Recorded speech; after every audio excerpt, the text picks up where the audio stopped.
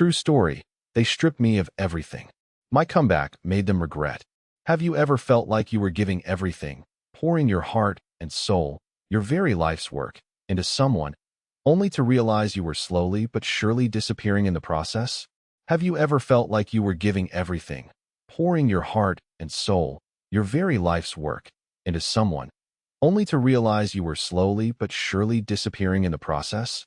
Have you ever felt like you were giving everything, pouring your heart and soul, your very life's work, into someone, only to realize you were slowly but surely disappearing in the process? Have you ever, truly, deep down in your soul, felt your own flesh and blood, a child you raised and loved with every fiber of your being, look you in the eye, or worse, not even bother to look you in the eye, and lie to you? Or, perhaps even more painful, subtly, almost politely, tell you that you're simply not good enough, not young enough, not modern enough for their grand plans, while simultaneously expecting you to open your wallet and fund every single one of those elaborate dreams. I have. Oh, dear Lord, I have. And that feeling, that deep, gut-wrenching betrayal, taught me the biggest, most profound lesson of my life. A lesson I wish I'd learned decades ago, but a lesson I'm eternally grateful to have finally grasped, even if it came wrapped in the bitter pill of my family's blatant disregard. You see, for years, I was the quiet enabler, the silent benefactor, the Bank of Isadora, always open for business, always ready to dispense. My children, my grandchildren, they never really had to worry about money. Not truly. And perhaps, I'm beginning to understand now, that was my biggest mistake. It bred an entitlement, a casual expectation that became so deeply ingrained, they didn't even see me as a person anymore, just a resource. A resource to be tapped, to be drained, and, ultimately, to be discarded when convenient. I remember countless small moments, almost imperceptible at first, that chipped away at my sense of self. A quick dismissal of my opinion, a roll of the eyes when I offered advice, a sudden change of subject when I tried to share something personal. They were like tiny leaks, slowly draining the reservoir of my confidence. I told myself it was just the way families were, that I was perhaps oversensitive in my old age, but a whisper of unease always lingered. The final straw, the absolute, undeniable breaking point, came in the form of an email. Not even a phone call, mind you. An email. From my son, Reese, and his wife, Clara. It arrived on a Tuesday morning, just as I was enjoying my second cup of tea, the sunlight streaming into my breakfast nook, promising a beautiful day.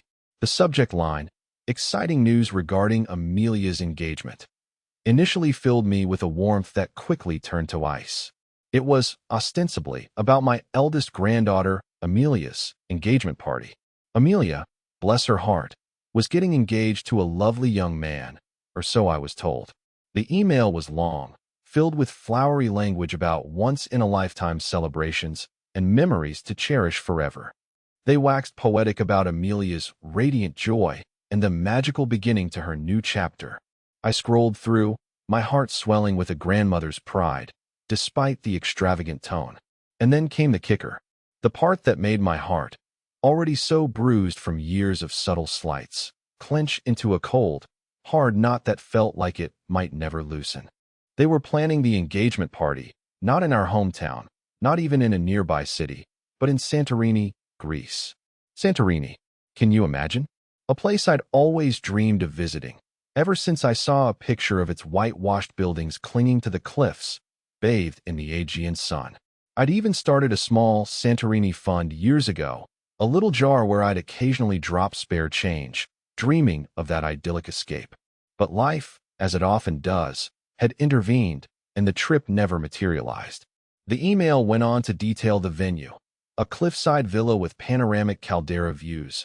Naturally, the renowned caterers, the bespoke floral arrangements, the live music, even a professional photographer and videographer to capture every single, perfect moment. The carefully chosen adjectives painted a picture of unbridled luxury, a dream event spun from the finest silk and diamonds. The cost, though not explicitly stated in big, bold numbers, was astronomical. I could practically feel the zeros piling up just reading the descriptions, a suffocating weight settling in my chest. Each word felt like a deliberate blow, an insistent demand for my financial contribution, yet woven into a tapestry of exclusivity. And then, very subtly at first, nestled between paragraphs about the unforgettable ambience and the chic, modern vibe, came the disinvitation. It wasn't a direct, "You're not invited, mother." Oh no, that would have been too honest, too direct, too rude for them. It was far more insidious, far more humiliating, a carefully constructed piece of passive aggression that left no room for doubt about their true intentions. "Mother," the email read, "we've been thinking so much about you, and we're truly concerned about the long journey to Santorini. It's such an arduous trip with multiple flights and connections, and we're just worried it might be too much for your delicate constitution. Your comfort and well-being are paramount, of course. We couldn't bear the thought of you being uncomfortable or exhausted." Delicate constitution. I'm 78, yes, but I still walk 2 miles a day. I manage my own home, prune my own roses, and I play bridge 3 times a week with my friends, often walking home long after sunset. Delicate constitution? It was a thinly veiled excuse, a transparent attempt to patronize me into accepting my exclusion. But it didn't stop there.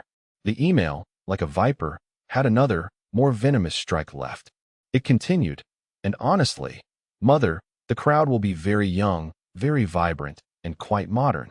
Lots of loud music, late nights, and a fast pace. We just don't think you'd truly enjoy yourself, and we wouldn't want you to feel out of place or uncomfortable.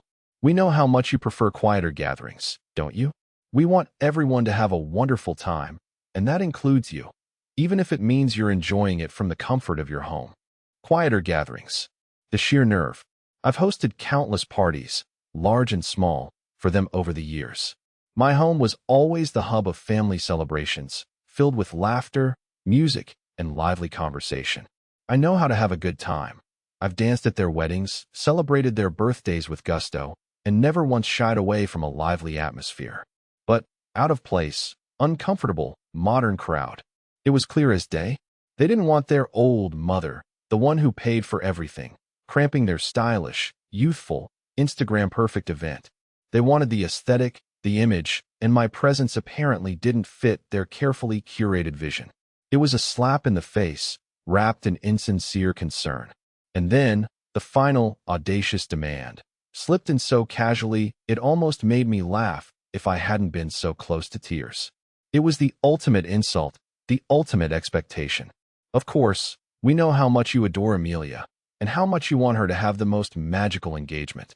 So, we've gone ahead and secured the villa and the caterers, knowing you'd want to cover the costs as a truly special gift to your beloved granddaughter. We'll send you the invoices as they come in. Thank you, Mother, for everything you do for our family. You're truly the best." Knowing you'd want to cover the costs. As if it were a given. As if it were my duty. They were disinviting me, telling me I was too old and unfashionable for their grand affair, while simultaneously demanding I pay for the entire thing. The audacity, the sheer, unadulterated gall of it. It wasn't even a request. It was an expectation, a statement of fact, delivered with the casual arrogance of someone accustomed to endless provision. My hands, which had trembled initially as I read the words, grew steady. A strange, cold calm settled over me. It wasn't anger, not exactly. It was more like a profound sense of clarity. A realization that had been building for decades, brick by painful brick, now culminating in this grotesque monument to their entitlement. This was it. This was truly it. The line had not just been crossed. It had been obliterated, erased from existence. I felt a click inside me, like a lock finally engaging, or perhaps a dam finally breaking. And in that moment, I knew, with absolute certainty, that everything was about to change. Everything. But how? And what would happen when I did? Well, dear one, that's where the Real story begins. So, how did we get here, you ask?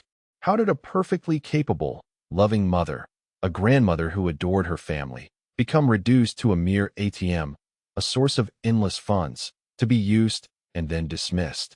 It's a long story, a tapestry woven with threads of love, generosity, misplaced guilt, and a slow, creeping realization of betrayal.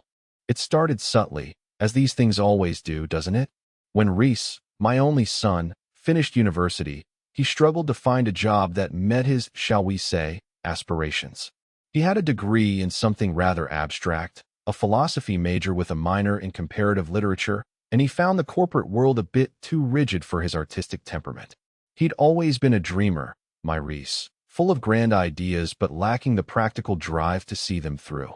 He'd spend hours at home, talking passionately about his startup ideas that never progressed beyond the concept phase, or lamenting this soul-crushing monotony of entry-level positions. So, I offered to help. Just for a little while, I told myself, a bridging loan, a bit of support until he found his footing. I remembered how hard my own parents had worked, the sacrifices they made, and I wanted an easier path for my son. That little while stretched into years. A small monthly allowance became a substantial sum, enough for him and Clara, his then-girlfriend, to live comfortably without much effort.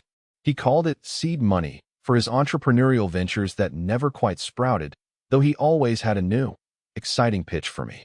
I paid his rent for a charming apartment in the trendy part of town. Then later, the down payment on their first house, a lovely starter home that he claimed was essential for stability. Each time, I told myself it was an investment in his future, a way to alleviate his stress, a mother's loving gesture. When the grandchildren started arriving, Amelia, then Leo, then young Sophie, my heart simply overflowed with joy. They were bright, beautiful, and full of life. I wanted them to have everything. I remembered my own childhood, not deprived, but certainly not opulent. We had simple pleasures, handmade toys, and summer days spent running through fields. I wanted more for them, a world of opportunities one hadn't had. So, I set up trust funds for their education, generous ones, ensuring their path through school and university would be free of financial worries. And as they grew, those funds weren't just for education. They became a convenient source for extracurriculars, expensive sports camps in Europe, trips abroad to broaden their horizons, private tutors for subjects they weren't even failing, but simply could excel further in. Their credit cards, which I initially set up for emergencies, became their personal shopping accounts. Designer clothes, the latest gadgets, the newest iPhone, the fastest gaming console, noise-canceling headphones, lavish nights out with friends, concerts, even vacations with their friends that I would discreetly cover. Grandma just wants us to be happy. Amelia would chirp, her eyes wide and innocent, and my heart would melt. How could I say no to that sweet face, that seemingly guileless request? It felt like love, then. It felt like giving them a better life. Reese and Clara, meanwhile, built their lives around this constant flow of money. They moved into an even larger house, a sprawling mansion in a prestigious neighborhood with manicured lawns and an impressive gate. It's for the children, Mother, Reese would explain, with a persuasive smile. More space for them to grow, a better school district, better opportunities for their future. And, naturally, I was expected to cover the mortgage. Not all of it, they'd say, just a significant portion, to help us get established. And then, when their investments didn't pan out, or when Reese's latest business idea fizzled, a custom dog collar company, a gourmet popsicle stand, a social media app for cat owners, each one more fanciful than the last, I'd be asked to cover the whole thing, just for a few months until things pick up. Those few months became permanent, woven into the fabric of my monthly outgoings. The gifts and loans became a constant stream. Their luxury vacations, Aspen in winter for skiing, the Maldives in summer for exotic beaches, were gifts from me, meticulously planned and expensive. Their new cars, always the latest models, sleek and gleaming, were loans that were never, ever repaid, never even mentioned again after the initial transfer of funds. When their roof needed repairs after a storm, when the pool needed resurfacing because the tiles were just so dated, when they wanted to redecorate the entire house because it was a bit dated and didn't reflect our modern aesthetic, who did they call? Me, of course. Always me.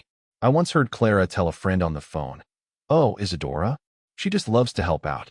It makes her feel useful." The casual dismissal of my effort, my sacrifice, pierced me. I remember one time, vividly, Reese called me, frantic. He needed $50,000 for a time-sensitive business opportunity. He spoke breathlessly about exclusive access to a new tech startup, the next big thing, promising exponential returns. I was hesitant. My own savings, while substantial, weren't limitless, and I had other plans for them, perhaps for my own retirement, or even that dream trip to Santorini. But he pleaded, his voice laced with an urgency that sounded genuine. Mother, this is it. This is the one that will make us all rich. It's for the family's future.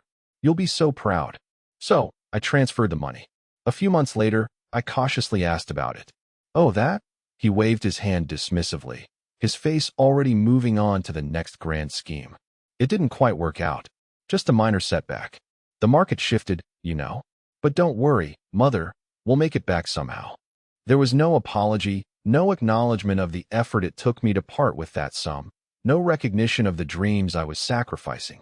Just an assumption that it was my role to provide, no questions asked, no failures accounted for. The respect, you see, it just vanished. It was a slow fade, like an old photograph bleaching in the sun, its vibrant colors slowly draining away until only a faint, ghostly image remained. In the beginning, there were thank yous, though they became less fervent over time. Then they became perfunctory, mumbled under their breath as they hurried out the door. Then they disappeared altogether, replaced by a sense of entitlement so profound it felt like a force of nature.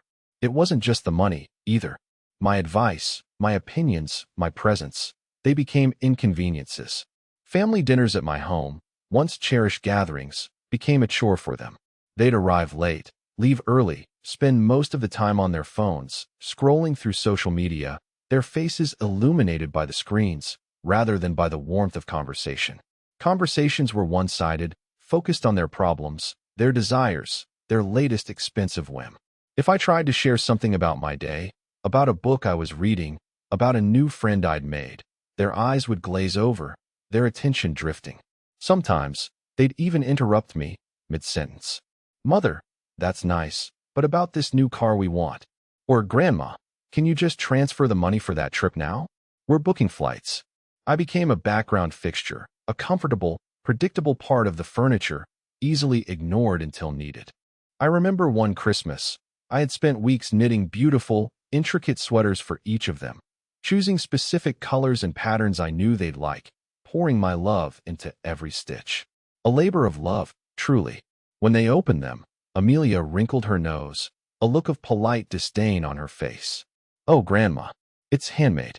I really wanted that designer handbag. And Reese, my son, just chuckled, throwing an arm around Amelia.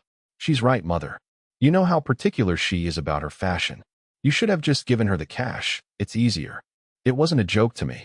It was a dagger to the heart, twisting slowly. They didn't see the love, the effort, the time.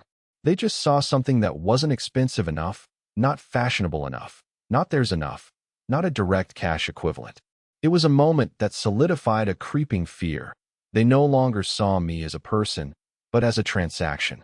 I'd often lie awake at night, staring at the ceiling, the old house creaking around me, tears silently tracing paths down my cheeks. What had I done wrong? Had I spoiled them? Had I loved them too much, smothered them with generosity until they couldn't breathe on their own? Or had I simply been too soft, too afraid to say no, too desperate for their affection and approval, for the fleeting moments of their attention? I longed for the days when a simple hug felt like the greatest reward, when their laughter filled my home with genuine warmth, not with the clatter of credit card receipts. The thought that I was merely a means to an end, a convenient source of funds, ate away at my soul, a slow-burning acid. But I always pushed it down, deep inside, burying it under layers of denial. They're my family, I'd tell myself, whispering the words into the darkness. They love me in their own way. They just don't know how to express it. They're busy modern people. It was a lie I told myself, a comforting delusion to keep the pain at bay, to avoid the terrifying reality that perhaps I was simply being used. But the Santorini email, that was different. It wasn't just another request for money, another dismissed opinion. It was a blatant, calculated insult, delivered with such cold precision. You're too old, too frail, too uncool for our party, but please, open your purse wide for it. It was the final, undeniable proof that I was nothing more than a bank account with a pulse, a walking, talking ATM. And that, dear friend, was something I simply could not ignore any longer. The silence in my house after reading that email was deafening, but in it, I finally heard my own voice, clear and strong, for the first time in a very long time. What would you have done? Honestly, tell me. How much more could you have taken? How many more insults? How many more demands? How many more pieces of your dignity could you have chipped away before you finally said, enough? For me, that Santorini email wasn't just a slight. It was a mirror. It reflected back to me the stark reality of my situation, a reality I had stubbornly refused to acknowledge for far too long. I saw myself, a shadow of the woman I once was, diminished by years of enabling, of sacrificing my own well-being for people who didn't even see me. It was a painful, raw vision, but it was also liberating in its truth. The internal conflict, you ask? Oh, it was brutal. My heart, still foolishly clinging to the hope of true family connection, of a sudden miraculous change in them, warred with my mind, which screamed for self-preservation, for an end to the bleeding. I loved them, truly I did. My son, my beautiful grandchildren. How could I possibly cut them off? What would become of them? Would they hate me? Would I be alone, truly alone, after all these years of being surrounded by their demands? These thoughts spun in my head like a dizzying carousel, a whirlwind of doubt and fear. I paced my living room for hours, the email still glowing accusingly on my laptop screen, each word a fresh sting. I tried to find an excuse for them. Maybe they didn't mean it that way. Maybe they truly were concerned about my health. Perhaps it was just a misunderstanding, a poorly worded message. But no, the words were too carefully chosen, too pointed. Modern crowd. Out of place. It was a deliberate exclusion, cloaked in fake concern, and the realization hit me with the force of a physical blow. And then, a different thought began to surface, quiet at first, like a whisper in the storm of my emotions, then growing louder, more insistent. What about me? What about my well-being? My peace of mind? My dignity? Hadn't I sacrificed enough? Hadn't I given them the best of me, my time, my energy, my very future, only to be tossed aside like an old, worn-out blanket, deemed no longer useful or fashionable? A quiet anger, not a raging inferno but a steady, simmering heat, began to replace the pain, hardening my resolve. This wasn't about love anymore. It was about respect, or the utter lack thereof. It was about reclaiming the self I had lost somewhere in the endless giving. I remembered something my own mother, a sturdy, no-nonsense woman, used to say. You can lead a horse to water, but you can't make it drink. And if it keeps trying to drown you in the well, you need to step away. I had led them to the water of financial security, provided them with every opportunity, every comfort imaginable, but I hadn't made them drink from the well of responsibility or gratitude. And now, they were drowning me in their demands, expecting me to pay for their entire dam, while pushing me away from the very water I provided. My mother's words echoed in my mind, sharper and clearer than ever before. The decision, when it finally came, wasn't a sudden burst of anger or a furious outburst. It was a quiet, resolute calm. It was the absolute certainty of a woman who had finally reached her limit, whose patience had worn thinner than old lace, whose spirit had been pushed to its breaking point. I would not fund their exclusion of me. I would not allow myself to be humiliated and exploited any longer. The Bank of Isadora was officially closing for business. It was a decision made not out of malice, but out of a deep, urgent need for self-preservation. The next morning, I woke up with a clarity I hadn't felt in years. The house, usually so quiet, seemed to hum with a newfound energy, reflecting my internal shift. The first call I made was to my financial advisor, Mr. Henderson. He's a kind, gentle man, with spectacles perched on his nose, and he's been handling my investments for decades, quietly watching the substantial outflows to my family with a subtle concern he rarely articulated. I told him, in a steady voice I didn't recognize as my own, a voice imbued with a newfound authority, that I needed to make some significant changes to my family's accounts.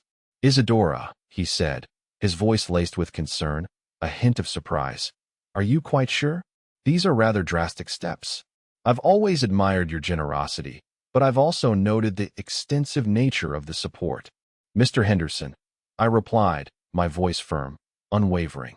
I have never been more sure of anything in my life. I need you to halt Reese's monthly allowance immediately. The one that goes into his personal account. Stop it. Effective today. There was a palpable pause on the line, a rustle of papers as he presumably checked his notes. And the mortgage payments on their property, the one in Westbrook? Yes, I confirmed, my gaze fixed on a small bird outside my window. Stop those too. And the direct debits for the children's school fees, Amelia and Leo's private tuition, yes. And the various bills for the mansion, the utilities, the gardening services, the cleaning services, the pool maintenance. All of it. Anything that is directly paid from my accounts to their benefit, I want it stopped. Immediately. And the grandchildren's trust funds? He asked, his voice hesitant, almost pleading for reassurance. And their credit cards, the supplementary ones you set up for them? My heart ached at the thought of the grandchildren, the sweet faces I had spoiled, but I knew this was for their own good, in the long run. It was a painful, necessary surgery. Yes, I said, a slight tremor in my voice, a fleeting moment of vulnerability, but I held firm. Freeze the trust funds. No further disbursements without my direct, written approval. And cancel all the supplementary credit cards issued to Reese, Clara, Amelia, and Leo. Cancel them all. He was quiet for a moment, processing the enormity of my instructions. Isadora, he finally said, his tone shifting, now tinged with a reluctant respect. With all due respect, this will cause quite a stir. They've become accustomed to this level of support. It's been their primary source of income for years. I am aware, Mr. Henderson, I said, my voice unwavering, my resolve solidifying with each word. But it is no longer sustainable, for me, or for them. And any future gifts, or loans they might request, they are to be declined. Politely, but firmly. No exceptions. He sighed, a sound of acceptance, but I heard a hint of respect in his voice. Very well, Isadora. I will implement these changes immediately. It will take a few business days for all the automated payments to cease, and for the credit card cancellations to fully process, but the main flows will be cut off by the end of the day. You'll receive confirmation emails. My next call was to Ms. Davies, my lawyer. She was a formidable woman, sharp and professional, known for her no-nonsense approach. I explained the situation, the decades of financial support, the recent disinvitation coupled with the audacious demand for payment. I wanted to ensure my assets were protected and that I was prepared for any repercussions, legal or otherwise. Isadora, Ms. Davies said, her voice sharp and professional. You have every right to cease financial support at any time. There's no legal obligation for you to continue. You've been exceedingly generous. We can draft a formal letter, if you wish, informing them of your decision, but I find in these family matters, it's often better to let the natural consequences unfold first. A letter can sometimes incite more direct confrontation. No letter, Ms. Davies, I said, a quiet determination in my voice. Not yet. I want them to feel it. I want them to realize what they've lost, rather than just be told. I want them to truly understand the depth of their disregard for me, the casual cruelty of their expectations. It sounded harsh, I know. Even to my own ears, a flicker of my old self recoiled, but after so many years of being walked over, of feeling invisible, a part of me needed this. I needed them to face the consequences of their actions, to finally connect their behavior with its outcome. I spent the rest of that day methodically going through my bank statements, a thick stack of paper stretching back years, making a list of every single recurring payment, every loan, every gift that had left my accounts and flowed into theirs. It was a staggering sum, truly. Tens of thousands, hundreds of thousands, over the years. My life savings, carefully built over a lifetime of hard work, dwindling for their extravagant lifestyles, for their fleeting whims and empty promises. I saw payments for luxury cars, for exotic holidays, for renovations I never approved of, for businesses that never existed. And as I tallied it all, each figure adding to a colossal, shocking total, a wave of profound sadness washed over me, not just for the money, but for the lost years, the misplaced hopes, the energy I had poured into a bottomless pit of ingratitude. But beneath the sadness, a flicker of empowerment, a growing warmth that felt like resilience. I was reclaiming my life, one canceled payment at a time. I felt lighter, as if a great weight had been lifted from my shoulders, a heavy cloak of obligation finally shed. The uncertainty of what would happen next was daunting, a vast, unexplored territory, but the certainty that I had done the right thing was liberating, exhilarating even. I took a deep breath, and for the first time in a very long time, I felt truly, unapologetically, like myself again. Of course, my decision was going to have consequences, wasn't it? You don't pull the rug out from under people who've been living on a velvet carpet for decades without a tremor, without a cataclysm. The first sign that my actions were having an effect wasn't a phone call, not immediately. It was a subtle shift in the air, a cessation of their usual insistent hum of demands. Reese stopped sending me links to expensive bespoke suits he needed for his next non-existent business meeting. Clara didn't forward me glossy brochures for their next family vacation to exclusive resorts. The grandchildren stopped sending me lists of new gadgets they couldn't live without, or links to designer clothing they simply had to have. The silence was almost unsettling after years of constant, relentless demands, like a sudden quiet after a prolonged storm. Then came the texts. First, from Amelia, rather innocently, a few days after I had made the calls. "Grandma, my credit card was declined at the boutique today. Did you forget to pay the bill? LOL." The LOL felt like a casual dismissal, assuming I had merely made an oversight. I didn't respond. A day later, another text, slightly less innocent. "Grandma, my card is still not working. It's so embarrassing. Can you call the bank?" Still, I remained silent. Then Leo. "Grandma, my trust fund payment hasn't come through this month. Is everything okay with the bank? I need it for my new gaming setup." His tone was accusatory, as if I was personally responsible for his financial inconvenience. Again, silence from my end. I watched, I waited, and honestly, a part of me felt a grim satisfaction.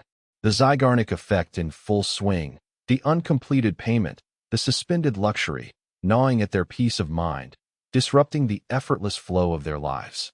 It was just the beginning.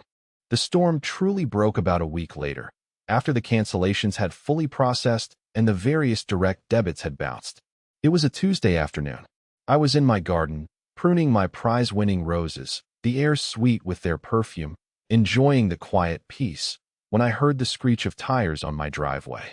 It was their luxury SUV, a dark, imposing vehicle that I had, ironically, purchased for them only a year prior. Before I could even turn, the front door burst open, a jarring sound echoing through my usually tranquil home. It wasn't a knock. It was a desperate, unannounced invasion. Reese, Clara, Amelia, and Leo piled out of the car, their faces a mixture of confusion, disbelief, and mounting panic, their usual composed mask shattered.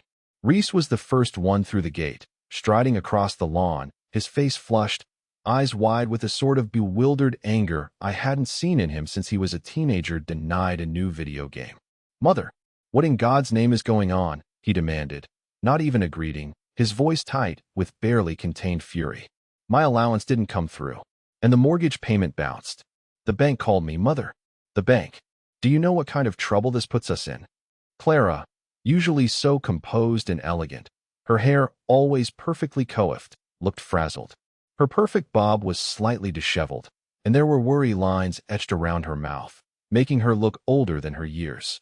"Isadora, this is simply unacceptable. We just got a notice from the school. Amelia and Leo's tuition fees haven't been paid. They called us. And my credit cards are all being declined. Do you know how humiliating that is? I couldn't even buy groceries." Her voice rose in a crescendo of indignation. Amelia, my beautiful granddaughter, who was supposed to be planning her Santorini engagement, looked absolutely devastated, her perfectly manicured hands trembling. "Grandma, my credit card isn't working anywhere. I can't buy anything. And the deposit for the Santorini villa was due today, and it didn't go through. They called me. Grandma, what about my party? My engagement is ruined. Everything is ruined." Her voice rose to a wail, and she stomped her foot like a petulant child. Leo, always the quietest, the most withdrawn, just looked at me with a mixture of confusion and resentment, as if I had personally betrayed him in the most profound way. "Grandma, I can't even buy a coffee. My card was declined at the cafe today. Everyone saw. It was so embarrassing." He clutched his phone, looking utterly lost without his usual financial security blanket. I put down my pruning shears, slowly, deliberately. The metallic click echoed in the sudden silence. I wiped my hands on my apron, a calm, almost serene gesture, and turned to face them. All four of them, standing there, demanding answers, demanding solutions, demanding my money, as if it were their birthright, as if I were simply a malfunctioning machine that needed to be fixed. "Hello, dear family," I said, my voice calm, almost unnervingly so, the words hanging in the air like a cool breeze. The contrast between my tranquility and their agitation was stark, almost comical in its intensity. "To what do I owe this unexpected visit? Is there something I can help you with?" Reese scoffed, his face twisting in disbelief. "Unexpected? Mother, our entire lives are falling apart. What have you done? Why are you doing this?" "What have I done?" I repeated, my voice still level, but with an edge of steel they rarely heard, a quiet power that surprised even myself. "I haven't done anything, Reese, except stop doing. I've stopped doing what I've been doing for decades. I've stopped paying for your lives. All of them. Every single aspect of them." Clara stepped forward, her hands on her hips, her eyes narrowed. "Isadora, you can't be serious. This is madness. You can't just stop supporting your family. We depend on you. This is cruel." "Depend on me?" I raised an eyebrow, a slight, almost imperceptible tilt of my head. "Or rather, you've become accustomed to me being your personal treasury, available at your every whim. No questions asked, no gratitude given. A convenient resource to be exploited, then discarded." Amelia, sensing the shift in the dynamic, tried a different tactic, her voice morphing into a pleading whine, laced with tears. "Grandma, please. What about my engagement party? Santorini, you know how much this means to me. You promised. You said you wanted me to have the best." "I promised, Amelia?" I looked directly into her tear-filled eyes, my gaze steady. "Did I? Or did your mother and father simply assume I would pay for an exorbitantly expensive party to which they subtly, and later quite overtly, disinvited me?" The color drained from Reese's face, leaving him pale and shocked. Clara gasped, her hand flying to her mouth. They hadn't expected me to bring that up, to expose their thinly veiled deception. "Mother, that's not fair." Reese stammered, his bravado crumbling. "We were just concerned about your health. The journey is long. We were worried about you." "And the modern crowd, Reese? The loud music and late nights that your frail mother, wouldn't enjoy? Funny, isn't it, how my frail constitution is perfectly capable of signing checks for hundreds of thousands, of working a lifetime to accumulate wealth, but not capable of sitting on an airplane for a few hours to enjoy the very party I'm expected to fund." My voice rose slightly. The years of suppressed hurt, the indignities, the dismissed love, finally finding an outlet, a controlled release. That was the final indignity, Reese. To be told I'm not welcome, but my money is. To be treated as a walking wallet. Nothing more. A faceless source of funds to fuel your lavish, exclusive dreams. "But mother," Clara interjected, desperately, her voice cracking, "we're family. Families help each other. You have ample funds. You're wealthy. You have more than enough. And what have I received in return for my ample funds, Clara?" I asked, my gaze sweeping slowly, deliberately, over each of them, forcing them to meet my eyes. Years of being taken for granted? Years of my sacrifices becoming expectations?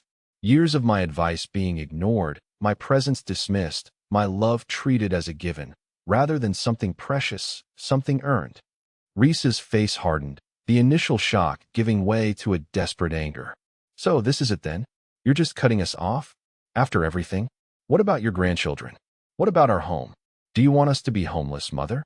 Is that what you want? For your own son to be on the street?" He tried to inject a note of desperate victimhood into his voice, but it sounded hollow to my ears, a weak attempt at manipulation. "Homeless, Reese," I countered, my voice steady, unyielding.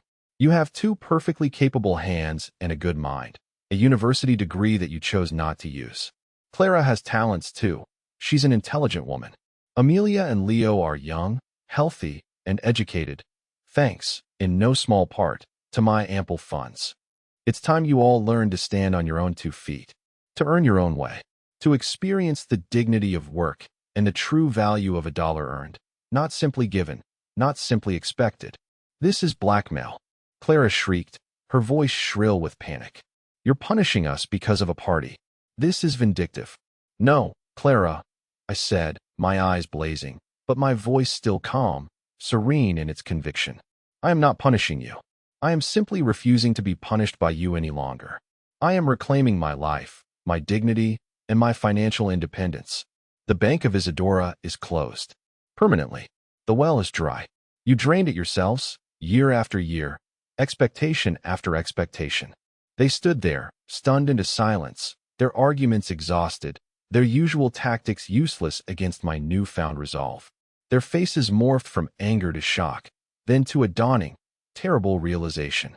They had finally pushed too far. They had taken too much.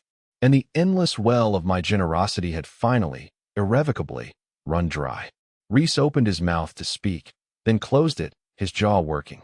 Amelia started to cry, real tears this time, not just for the party, but for the loss of her effortless lifestyle, the crumbling of her privileged world. Leo looked utterly lost, staring at me as if I were a stranger. I simply stood there, watching them, feeling the sun on my face, the gentle breeze rustling the leaves in my garden. For years, I had yearned for their respect, for their love, for their acknowledgement, for just a glimmer of true appreciation. And in that moment, as I stood firm, unwavering, I realized I didn't need their approval or their understanding. I had my own. And that, dear friend, was more than enough. The great confrontation wasn't a battle won with shouts or tears. It was a quiet declaration of independence, and for me, it was the sweetest victory. So what happened next? Well, as you can imagine, life became quite different for my dear family. The initial shock quickly gave way to a desperate scramble. Rhys and Clara were forced to confront the harsh reality of their financial situation. Without my steady stream of payments, their sprawling mansion became a monument to their overspending, a gilded cage they could no longer afford. The mortgage payments quickly piled up, and they realized they simply couldn't afford the upkeep, let alone the lavish lifestyle they'd grown accustomed to. They tried to sell it, listing it with a prominent realtor, but the market wasn't as buoyant as they'd hoped for such a large, specific property, and the house was simply too big, too expensive for most buyers in their area. Ultimately, after months of agonizing, they had to downsize, moving into a much more modest, manageable home in a less prestigious neighborhood. It was a stark contrast to the grand life they had showcased relentlessly on social media, and I heard through the grapevine that it was a significant blow to their pride, a public humiliation they struggled to hide. Rhys, for the first time in his adult life, had to get a proper, full-time job. Not one of his ephemeral, entrepreneurial ventures, but an actual salaried position with regular hours at a company he once scoffed at. Clara, who had always prided herself on being a lady of leisure, managing only her social calendar, started working part-time, initially very reluctantly, but necessity, as they say, is the mother of invention. I heard she even took a certificate course in bookkeeping, a practical skill she previously deemed beneath her. As for the grandchildren, Amelia's dream Santorini engagement party was, predictably, cancelled. Her fiancé's family, who I gather were not quite as wealthy as my son and daughter-in-law had led them to believe, weren't prepared to foot the entire bill for such an extravagant affair, especially when my portion vanished. Amelia had to settle for a much smaller, local celebration at a community hall, a stark contrast to her dream cliffside villa. It was a humbling experience for her, and for the first time, she had to consider a wedding budget that didn't involve a blank check from Grandma. She learned to compromise, to prioritize, and to make do with less. Leo, without his credit cards and trust fund access, quickly learned the value of working for what he wanted. He took a job at a local coffee shop, something he'd never even considered before, having always had everything handed to him. I heard he even started saving for his own car, rather than expecting one to simply appear in the driveway, and learned how to manage his own money. Sophie, the youngest, was perhaps the least affected, still young enough to adapt, but even she saw the shift in her parents' demeanor and the sudden need for everyone to contribute to the household. The endless flow of new toys and designer clothes stopped, replaced by careful budgeting and shared responsibilities.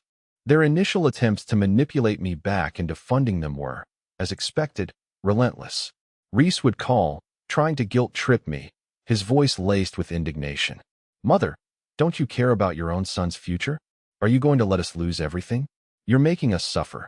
Clara would send tearful emails about the hardship they were facing, hinting at my cruelty and how I was ruining the family. The grandchildren would send me heartbroken messages about how much they missed my generosity and how unfair it all was. But I remained steadfast. I didn't engage in arguments or debates.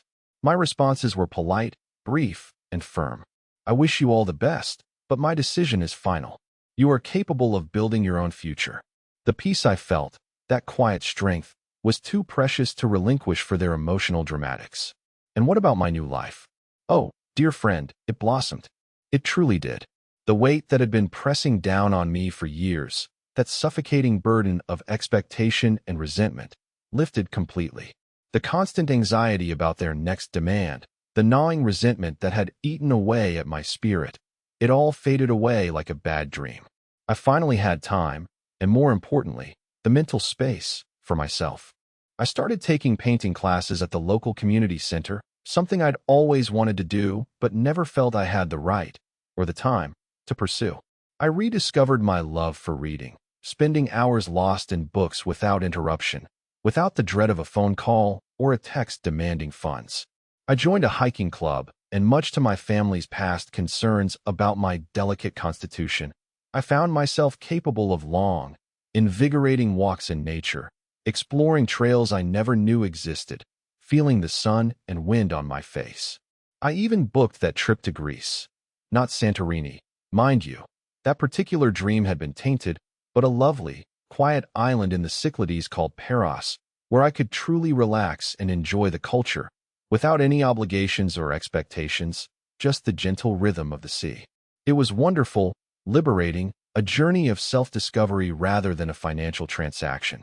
I found true connections, not with those who sought to take from me, but with people who genuinely enjoyed my company, my stories, my laughter, simply for who I was, not for what I possessed. My friends, who had quietly watched my struggles for years with sympathetic eyes, now saw a light in my eyes they hadn't seen in a very long time, a rekindled spark of joy. I started volunteering at the local library, helping children learn to read, their small, eager faces a source of pure, uncomplicated joy. The fulfillment I found in those small, simple interactions was more profound than any grand purchase I had ever made for my family. The greatest gift, I realized, wasn't the money I'd given them. It was the opportunity one had inadvertently, and perhaps a little harshly, given them to stand on their own 2 feet, to confront reality, to learn resilience, to discover their own capabilities and the true meaning of work and self-reliance. And the greatest gift I had given myself was freedom. Freedom from expectation, freedom from obligation, freedom to live my own life, on my own terms, with my dignity intact. It was painful, yes, to sever those ties, to watch them struggle, to hear their cries of anguish. But sometimes, love isn't about endlessly giving. It's about allowing others to grow, even if that growth comes through hardship. And for me, it was about finally choosing myself, finally honoring my own worth. And I realized the greatest gift you can give someone isn't money, but the opportunity to stand on their own 2 feet, to truly live. That was my story. Our channel is full of life lessons like this one, stories of overcoming adversity, finding strength, and reclaiming joy. If you resonated with my journey, I invite you to subscribe and turn on notifications so you don't miss any of our upcoming videos. What do you think? Did I do the right thing? Share your thoughts with me in the comments. I'll be reading all of them.